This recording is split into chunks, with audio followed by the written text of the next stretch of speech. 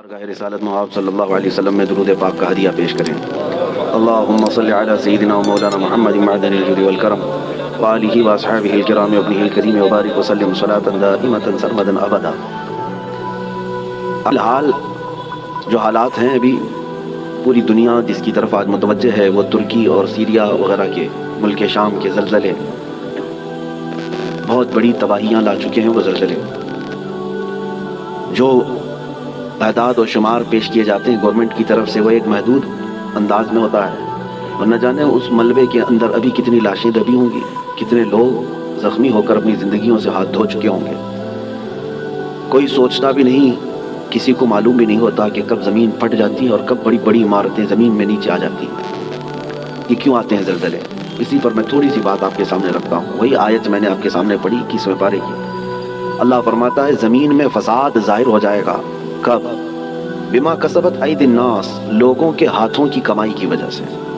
और क्यों ज़लज़ले देता है रब ताला? लियुज़ीक़हुम बअदल्लज़ी अमिलू, अल्लाह फरमाता ताकि वो जो कुछ कर चुके हैं उनको कुछ चखा दो।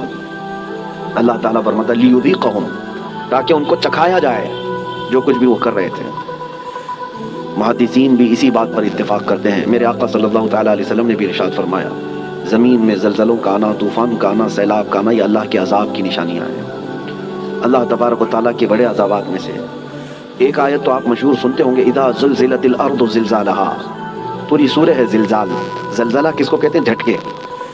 आपकी नज़र में तो सिर्फ अर्थक्वेक है, और साइंटिफिक एतबार से इसको कहा जाता है ज़मीन की नीचे की तहें जो हैं, परत, प्लेट्स, जब ये आपस में हिल जाती हैं तो ज़मीन फट जाती है। अंदर लावा होता है ज़मीन के अंदर, वो उबल रहा होता है, और ये प्लेट जो है डिसबैलेंस होती हैं तो ज़मीन के अंदर दरार आ जाती है। साइंटिफिक एतबार से उनकी तहकीकात है। हज़ार साइंस जो है तरक्की कर चुका हो, लेकिन ये भूकंप, अर्थक्वेक, इन सब के आने से पहले वो कभी खबर नहीं दे पाते। हो जाने के बाद वो बताते हैं कि कितने मिकदार का ज़लज़ला था, कितना तेज़ झटका था, उसको नाप करके तो बता दिया जाता है, लेकिन जो हिलाकतें हैं उसको बचा नहीं पाते, नहीं सुनामी को, नहीं ज़लज़लों को। कुरान में जिस ज़लज़ले का जिक्र है, इदा ज़ुलज़िलतिल अर्दु ज़िलज़ालहा, ये आयत सुन करके हमारे इमाम आज़म अबू हनीफा रहमतुल्लाह अलैह मगरिब की नमाज से लेकर के जो रोते रहे तो रात गुजर चुकी थी। पूरी रात उनकी दाढ़ी से आंसुओं के कतरे टपकते थे, मुसल्ला भीग जाता था इस एक आयत को सुनने के बाद कि अल्लाह क्या फरमाता है इसमें, जब ज़मीन हिला दी जाएगी, इदा ज़ुलज़िलतिल अर्दु ज़िलज़ालहा व अखरजतिल अर्दु अथक़ालहा, और ज़मीन अपने अंदर बोझल चीज़ों को बाहर निकाल देगी, सब निकल जाएगा। लेकिन इस आयत में जो ज़लज़ले का जिक्र है वो सबसे लास्ट, फाइनल और बड़ा ज़लज़ला है जो क़यामत के करीब होगा। उस वक्त पूरी दुनिया की ज़मीन हिला दी जाएगी, वो एक इलाके की नहीं है, एक मुल्क की या एक खित्ते की नहीं। उससे पहले मुफस्सिरीन फरमाते हैं कि क़यामत आने से पहले बहुत ज़लज़ले आएंगे। अब हदीस रसूल मैं आपको सुनाता हूँ। इमाम बुखारी रज़ियल्लाहु ताला अन्हु ने इस हदीस को अपनी बुखारी शरीफ में नकल फरमाया। अल्लाह के हबीब सल्लल्लाहु ताला अलैहि वसल्लम ने इरशाद फरमाया, जब अमानतें ज़ाया होने लग जाएं, ज़िना आम हो जाए और गाने बाजे की कसरत होने लग जाए, हुज़ूर पाक सल्लल्लाहु अलैहि वसल्लम फरमाते ज़मीन में ज़लज़लों की कसरत होगी, हर जगह ज़लज़ले आने शुरू हो जाएंगे और क़यामत करीब होगी। एक ज़माना दूसरे ज़माने से निहायत करीब हो जाएगा।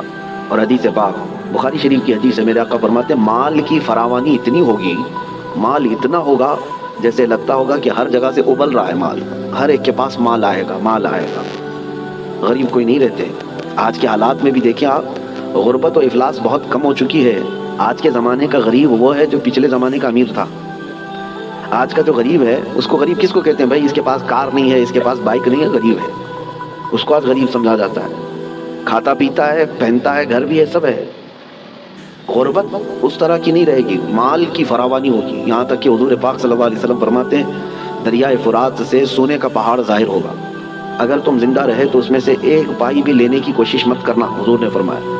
इसलिए कि उसके हुसूल के लिए लोग ऐसे लड़ेंगे कि 100 लोग अगर उस माल को, सोने को लेने जाएंगे, 99 कत्ल हो जाएंगे, एक बचेगा, मर जाएंगे सब। और इसी हदीस पाक में जो मैंने कहा ज़लज़ले वाली, उसी में अल्लाह के हबीब सल्लल्लाहु अलैहि वसल्लम ने फरमाया हर्ज बढ़ जाएगा, हर्ज बढ़ जाएगा। तो सहाबा ने पूछा कि हर्ज क्या है मेरे आका?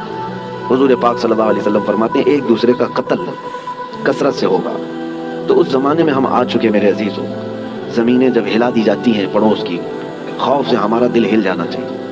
حضرت عمر ابن عبدالعزیز رضی اللہ تعالیٰ عنہ 5ویں خلیفہ راشد ہیں. ان کے زمانے میں کسی ملک میں زلزلہ آیا, زمین ہل گئی, تو وہاں کے جو گورنر تھے, وہاں کے جو ذمہ دار تھے, حاکم تھے, ان کے نام پر حضرت عمر ابن عبدالعزیز نے فوراً خط جاری کیا کہ جیسے ہی زلزلہ آیا, حالانکہ وہ زمانہ عمر ابن عبدالعزیز کا تھا, عدل و انصاف کا زمانہ. ان کے زمانے میں جس جگہ پر زلزلہ آیا تھا اس جگہ انہوں نے اتنا ٹائٹ کر دیا, کورونا میں جیسے کوارنٹائن وغیرہ کے معاملات, ایسے حضرت عمر ابن عبدالعزیز نے سارے لوگوں کو ٹائٹ کر دیا. کہا اس پورے خطے کے لوگ کثرت سے استغفار کریں, سب استغفار میں مشغول ہو جائیں, کوئی ایک بندہ بھی نہ رہے. اور پھر وہاں کے حاکموں کو اور وہاں کے جو گورنر تھے ان کو خط لکھا کہ جتنا تمہارے پاس ہے سب کا سب صدقہ کر دو, خیرات کر دو. الصدقۃ تطفئ البلایا, میرے آقا صلی اللہ علیہ وسلم نے فرمایا صدقہ بلاؤں کو ٹال لیتا ہے. تمہارے پاس جو ہے وہ صدقہ کر دو, اس لیے کہ اللہ کا غضب تمہارے ہاں آیا ہے, اللہ کا عذاب تمہارے شہر میں آیا ہے, زلزلہ آیا ہے. تو سارے لوگوں پر آپ نے لازم کر دیا تھا کہ استغفار میں مشغول ہو جائیں اور صدقہ و خیرات کثرت سے کرنے لگ جائیں. عزیزان گرامی وقار, اور ابھی 3 اور بڑے زلزلے آنے والے ہیں جس کی بشارت میرے آقا صلی اللہ علیہ وسلم نے فرمایا. عرب کی سرزمین پر آئے گا, مشرق میں اور مغرب میں, یعنی ایک ایسٹ میں, ایک ویسٹ میں, اور ایک عرب کی سرزمین. ایک قیامت سے پہلے 3 بہت بڑے زلزلے آنے والے ہیں جس میں لاکھوں لوگ دھنس جائیں گے. زمین اتنی تیز پھٹے گی کہ ہزاروں کی نہیں لاکھوں کی تعداد اس میں زمین میں چلی جائے گی. مشرق میں ہم لوگ بھی آتے ہیں, ویسٹرن میں دوسری کنٹریز ہیں, آپ کو پتہ یورپ وغیرہ, اور عرب ہے. اور ان زلزلوں کے متعلق جو فرمایا وہ قیامت سے قریب آنے والے ہیں, وہ بڑی نشانیوں میں سے ہیں. اور ان عذابات میں جو گرفتار ہو گئے, اللہ کی پناہ, اللہ کی پناہ, کوئی دنیا کی طاقت انہیں نہیں بچا پاتی, کوئی دنیا کی طاقت انہیں روک نہیں سکتی. اسی لیے آج میں یہ میسج دینا چاہ رہا تھا کہ کثرت سے استغفار میں لگ جائیں, جتنا زیادہ ہو سکے, صرف اپنے لیے نہیں, اپنے بھائیوں کے لیے. سورہ انفال 9 پارے میں اللہ تعالیٰ فرماتا ہے وما کان اللہ لیعذبہم وانت فیہم وما کان اللہ معذبہم وہم یستغفرون. آیت ہے, اللہ فرماتا ہے اللہ اس قوم کو عذاب نہیں دے گا اس لیے کہ اے محبوب آپ ان کے بیچ میں. ایک ذریعہ یہ ہے. دوسری بات اللہ تعالیٰ قرآن میں فرماتا ہے وما کان اللہ معذبہم وہم یستغفرون, اور اللہ ان کو اس وقت تک عذاب نہیں دے گا جب تک یہ استغفار کرتے رہیں گے, جب تک یہ استغفار کرتے رہیں گے. استغفار کیا ہے؟ استغفر اللہ ربی من کل ذنب واتوب الیہ, استغفر اللہ ربی من کل ذنب واتوب الیہ, استغفر اللہ ربی من کل ذنب واتوب الیہ. میرے عزیزو, کثرت سے استغفار کرو. اور اسی کو میں نے بہت پہلے کورونا کی جب ابتدائی حالات تھے اس وقت میں نے ایک اپنے چھوٹے سے میسج میں بیان میں نشر کیا تھا کہ اللہ کے حبیب صلی اللہ تعالیٰ علیہ وسلم نے ارشاد فرمایا کہ یہ عذاب الہی کی نشانیاں ہیں, استغفار کرو, اور جب تک استغفار کرتے رہو گے اللہ اس عذاب میں مبتلا نہیں کرے گا. آج کہیں کسی پڑوس کے گھر پر آگ لگی ہو تو اس کی چنگاریاں تمہارے گھر کو بھی جلا سکتی ہیں. یہ مت سمجھنا کہ ترکی ہل گیا, ملک شام ہل گیا, یہ تو ہم بہت دور بیٹھے ہیں, زمین تو سب کی جڑی ہوئی ہے, زمین ایک ہی ہے. اور ان زلزلوں کے ساتھ اللہ تعالیٰ پوری دنیا کو یہ عبرت دینا چاہتا ہے. اسی لیے توبہ و استغفار کے ذریعے سے اپنے اعمال کی طرف توجہ دیں, اور وہ جو ہزاروں لوگ دھنس گئے ہیں زمینوں کے اندر ان کے لیے مغفرت کی دعا کریں. اور جو آج قسم پرسی کے عالم میں وہاں پر ہیں, بڑی بڑی عمارتیں جو ڈھہ گئیں, بہت سارے لوگ بے گھر ہو چکے, ان کے مال مویشی سب ہلاک ہو چکے, ان کے لیے اپنے دل میں رقت پیدا کریں. وہ تمہارے بھائی ہیں, امت مصطفیٰ ہیں. نبی پاک صلی اللہ تعالیٰ علیہ وسلم نے یہی ارشاد فرمایا مومن وہی ہے کہ جو دوسرے مومن کی تکلیف پر تڑپ جائے. مثل المؤمن کمثل جسد اذا اشتكى عضو تداعى له سائر الجسد بالسهر والحمى. ایک مومن کی مثال میرے آقا فرماتے ہیں سارے جسم کی طرح ہے, ایک عضو کو بھی تکلیف ہوگی تو پورے جسم میں بخار آ جائے گا. آج ترکی اور سیریا ملک شام کے غم میں ہم شامل ہیں. آج ہمیں ان کے لیے استغفار بھی کرنی ہے, ہمیں ان کے لیے دعائیں مغفرت بھی کرنی ہے, ان کے لیے رحم کی بھیک اللہ کی بارگاہ میں مانگنی ہے. میرے عزیزو, تنہائی میں اللہ تعالیٰ کی بارگاہ میں روتے گڑ گڑاتے مانگے. یقین جانو کہ آج اپنے بھائیوں کے لیے دعا کرو گے تو کل تمہیں کوئی مصیبت آئے تو ساری دنیا تمہارے لیے بھی دعا کرے گی, اور اللہ تعالیٰ دوسرے مومنین کے دلوں میں تمہارے لیے رقت پیدا کرے گا, تمہارے لیے رحم پیدا کرے گا. ان غریبوں کے لیے, ان قسم پرسی کے عالم میں موجود لوگوں کے لیے دعا کریں. میں آج کی اس محفل میں بس اتنا ہی کہنا چاہتا تھا, اور آیت کریمہ پھر ریپیٹ کرتا ہوں. اللہ فرماتا ہے ظہر الفساد فی البر والبحر, فساد ظاہر ہو گیا خشکیوں میں اور سمندروں میں, بما کسبت ایدی الناس.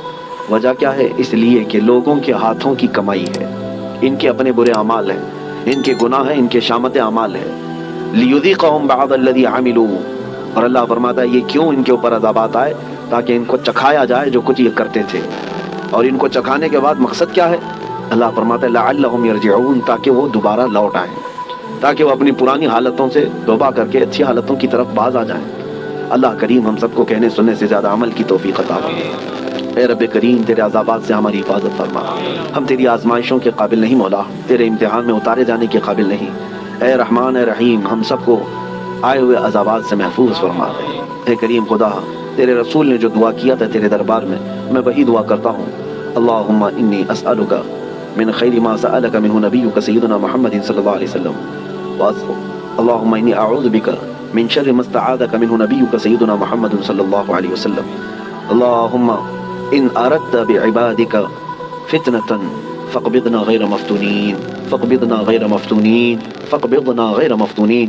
اے اللہ اگر تو نے اپنے بندوں کے آزمائش کا ارادہ کر لیا ہے تو مولا ہمیں بغیر آزمائش کے اس دنیا سے اٹھا لے، ہمیں بغیر فتنوں میں مبتلا کیے تو اپنی بارگاہ میں بلا لے۔